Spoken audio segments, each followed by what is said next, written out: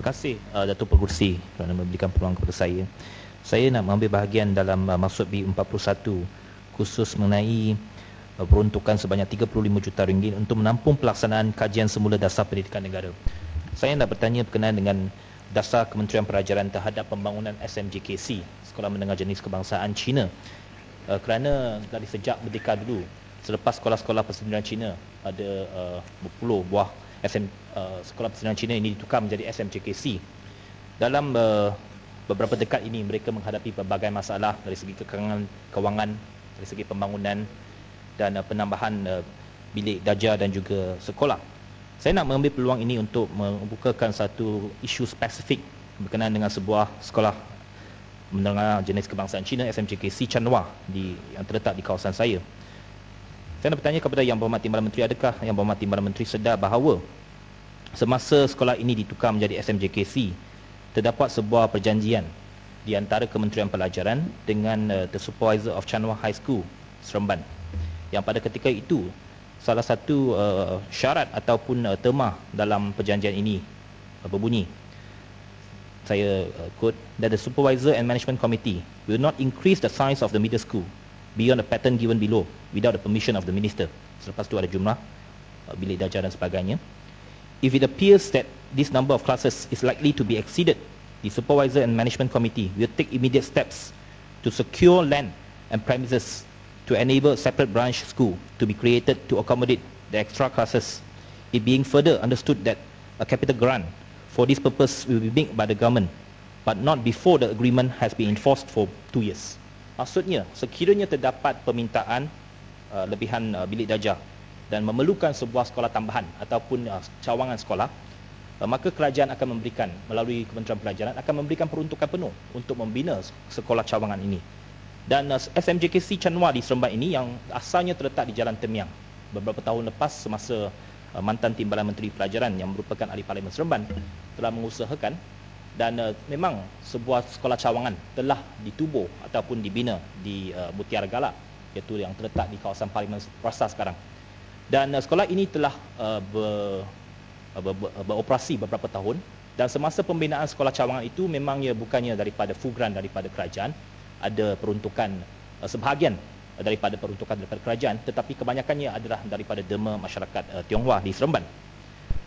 Sekolah ini telah beroperasi beberapa tahun, dan beberapa tahun ini mereka telah meminta supaya sekolah cawangan ini dijadikan sebagai SMJKC Chanhua 2 ataupun ada separate atau ada perbezaan dari segi pentadbirannya. Tetapi sehingga sekarang sekolah ini masih terletak di bawah satu pentadbiran yang sama, iaitu seorang pengetua sekolah yang mengendalikan kedua-dua buah sekolah.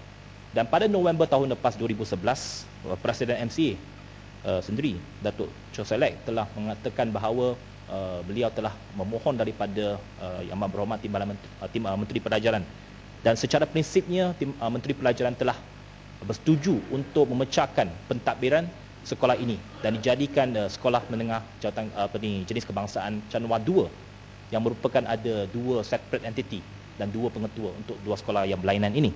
Tetapi sehingga sekarang sudah 8 bulan berlalu, belum ada apa-apa berita lagi, belum ada apa-apa keputusan lagi daripada pihak Kementerian Pelajaran, dan sehingga hari ini pengetua yang sama masih mengendalikan kedua-dua sekolah, dan ini menimbulkan berbagai masalah dari segi pentadbiran kepada pengetua ini dan pembangunan sekolah ini.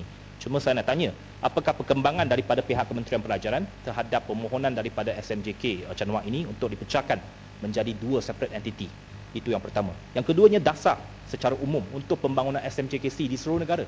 Dan di Pulau Pinang juga ada sebuah SMJKC yang ingin menambah cawangannya. Dan apakah kerajaan ataupun Kementerian Pelajaran akan memberikan peruntukan penuh seperti perjanjian yang pernah dibuat di antara SMJK Chanhua dengan Kementerian Pelajaran, dan adakah perjanjian ini tertakluk kepada semua SMJKC yang lain di seluruh negara? Dan saya rasa ini adalah satu perkara yang penting yang perlu diketahui oleh masyarakat dan juga SMJKC ini, supaya pembangunan SMJKC ini dapat kita dipertingkatkan lagi. Ini saya harap Yang Berhormat Timbalan Menteri Pelajaran boleh memberikan satu pengumuman ataupun satu jawapan supaya ini dapat memahamkan keseluruhan masyarakat, khususnya masyarakat Tionghoa di seluruh negara. Ini yang pertama.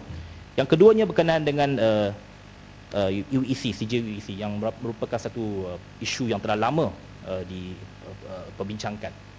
Baru-baru ini pihak Kementerian Pengajian Tinggi telah mengumumkan bahawa kerajaan Malaysia akan mengiktiraf beberapa universiti-universiti daripada China, iaitu ijazah-ijazah daripada China.